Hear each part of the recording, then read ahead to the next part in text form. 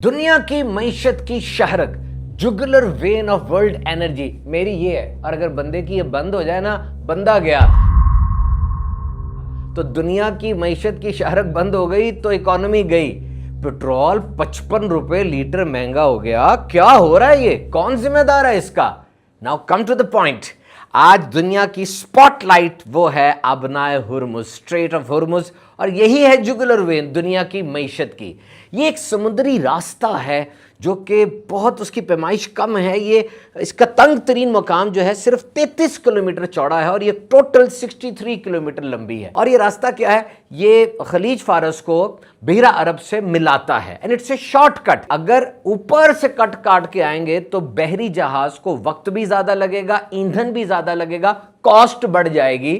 तो यहीं से चले जाएं। तो ये रास्ता बनाया, इसका नाम आबनाए हुर्मुज रखा।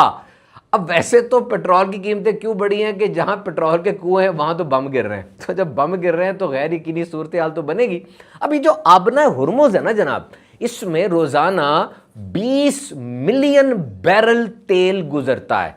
1 मिलियन होता है 10 लाख का, और एक बैरल तेल में तकरीबन 160 लीटर होते हैं। यानी इस छोटी सी जगह से रोजाना 3 अरब लीटर पेट्रोल तेल ये गुजर रहा है। और इसके अलावा भी बहुत सी शिपिंग की जो चीजें हैं वो यहीं से गुजरती हैं। इकोनॉमिक इंस्टेबिलिटी बढ़ चुकी है, इंडस्ट्रियल इन्वेस्टमेंट मुतासर हुई है, स्टॉक मार्केट्स लरज रही हैं, सिर्फ पाकिस्तान में नहीं पूरी दुनिया में। तो ये तेल वगैरह ये होता क्या है? Now listen, this is the heart beat of modern economy. जदीद मईशत के दिल की धड़कन, यानी ये पहिया है, ये रुक जाएगा अगर ये 3 चीजें नहीं होंगी। और ये चीजें हैं फॉसिल फ्यूल्स, कोयला और गैस और ऑयल यानी तेल।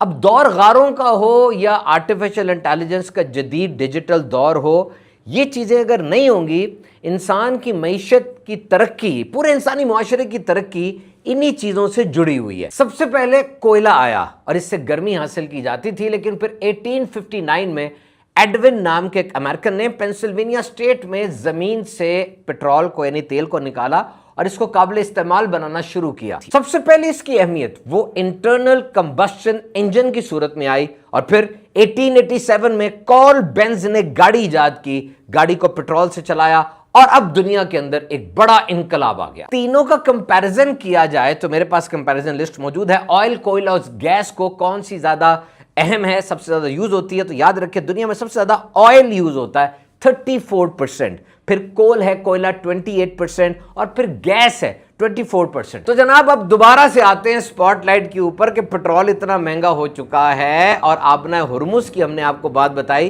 कि हालिया ईरान जंग के अंदर आबनाए हुर्मुज इस वक्त बंद है, और इसका इंपैक्ट पूरी दुनिया में क्या पड़ रहा है। हम तक तो आ चुका है, पाकिस्तान में 55 rupees per litre has been increased. क्या आप जानते हैं कि उसका दुनिया में पेट्रोलियम प्रोडक्ट्स बनाने वाला सबसे बड़ा मुल्क कौन सा है? इस वक्त दुनिया में सबसे ज्यादा पेट्रोल पैदा करने वाला मुल्क वो यूएसए है। जी हां, अमेरिका। तो यूएसए के अंदर दिन में 18 मिलियन बैरल तेल पैदा हो रहा है। सेकंड और थर्ड नंबर पर रशिया और सऊदी अरब है। दोनों का सेकंड नंबर ही समझे। अब ये तो है कि वो मुल्क जो सबसे ज्यादा तेल खुद पैदा कर रहा है, वो कौन सा मुल्क है जो सबसे बड़ा एक्सपोर्टर है, यानी अपना तेल सबसे ज्यादा दुनिया को बेचता है? वो मुल्क है सऊदी अरब। पाकिस्तान भी बैनुल-अक़वामी मंडी में सबसे ज्यादा तेल सऊदी अरब से खरीदता है, और वहां तो अरामको में बम के धमाके हो रहे हैं, आबनाए हुर्मुज भी बंद है।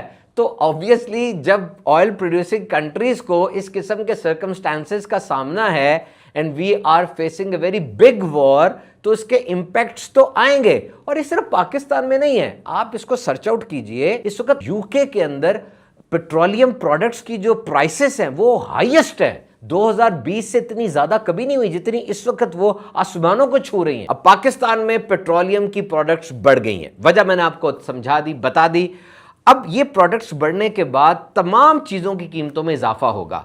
यहां पे एक सिविक सेंस का तकाजा यह है कि हम अपने तौर पे एक रिस्पॉन्सिबल शहरी बने। मसनूई किल्लत पैदा की जाती है, होर्डिंग, जखीरा अंदोजी की जाती है, हर तरह से फायदा उठाने की कोशिश की जाती है। तो पेट्रोल के प्राइसेस ज्यादा होने से तमाम चीजें, चाहे वो खाने की चीजें हो, कपड़े हो, जूते हो, इनके अंदर ऑटोमेटिक इजाफा तो होगा, लेकिन इस इजाफे को अब्जॉर्ब कैसे करना है, दूसरों को किस तरह फायदा पहुंचाना है, दिस इज वेरी इंपॉर्टेंट। अल्लाह की रिजा हासिल करने के लिए मखलूक को राजी रखना, ये वो कॉन्सेप्ट है जो बहुत से लोग इग्नोर कर जाते हैं। और जब इस तरह के टेस्टिंग हालात आ जाए ना, जब इस तरह के आजमाइश के हालात आ जाएं, फिर हम बहुत सी ट्रेनिंग्स कर सकते हैं, जैसे बचत का जहन बनाएं। पेट्रोल बढ़ गया है, आप खुद क्या कर सकते हैं, डिसाइड दैट। आप क्या कर सकते हैं, आप कार पूल कर लें, आप अपनी गाड़ी को ज्यादा इस्तेमाल ना करें, आप पब्लिक ट्रांसपोर्ट को ज्यादा इस्तेमाल करें। तो हर वो चीज देखें जिससे आपके अखराजात कंट्रोल हों। जिस तरह से सोलर पैनल्स का इस्तेमाल किया जा सकता है